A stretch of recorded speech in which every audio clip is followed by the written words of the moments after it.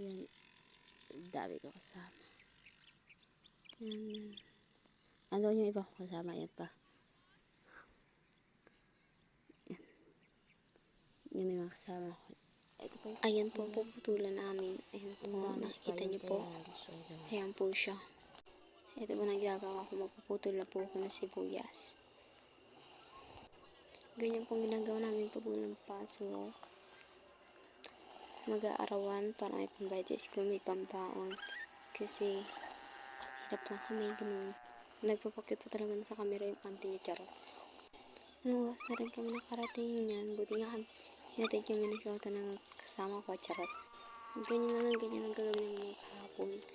Putol na putol, then, kumaka lang red bag kami, 40 naman po yung isang red bag. Kung makasampo din ay 400 ka rin po. Pero ikaw pa rin po magbubuhat niyan. Ganyan po yan.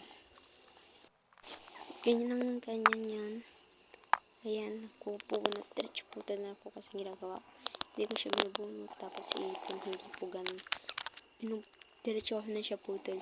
Binubunot ko din. Ikakat ko na siya sa serviette. Hanggang red lang kasi siya pwede. Hindi siya pwede hanggang red kasi baka mapulok. Ganun po puputol na yan. Ayan po.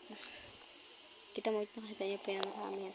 Yan po yung ginagawa namin sa Sabado, Linggo para na may pambaon. Then, may pambaong ulam, pambaong pera.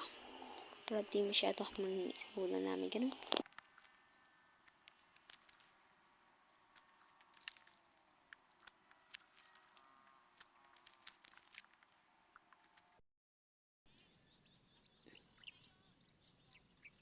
Sibuyas.